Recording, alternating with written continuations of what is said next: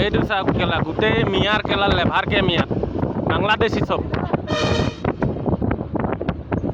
ঐ বাংলাদেশী ওলাই আ ক'ত কেলা নাই একটাও বাংলাদেশী নাই কেলা ইয়াত ক'ত গ'ল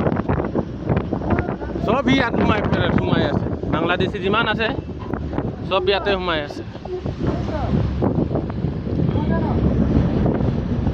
অৰুণাচলতো কেলা মিয়া